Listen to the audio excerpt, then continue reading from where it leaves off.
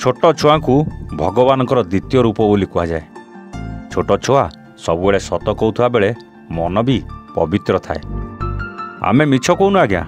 यही देखुना ए कुनी पिला को केमिति गोटे शेंड आड़ को माड़ी जाउछि आउ ताको हाथ ठारी डाकुछि आउ ता डाक शुणी केमिति धीरे धीरे कुनी पिलाटी आड़ को माड़ी आसुछि महादेव को बाहन षंड महाराज। से ताको पाखकु जेतिकी डाकुछि षंड मध्य ता कथा शुणी ता पाखक पाखकु सेतिकी आसुछि। टिके भी डर भय नहीं ए कुनी पिलार। एकुटिया अच्छी काले शेंड कौन करदेव से कथा मध्य चिंता नहीं कहीं से जानी से ताकू जेतिकी भल पाउछि षंड मध्य ताकू सेतिकी भल पाउछि।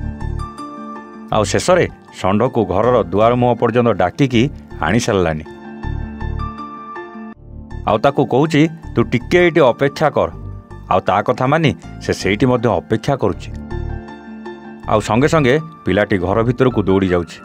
रोसई घर भितर थिबा किछि खाद्य आणुछि। तापरे पुणी फ्रिज पाखकु जाउछि आउ फ्रिज रु किछि फल काढ़ी शेंड को खाइबाकू देउछि।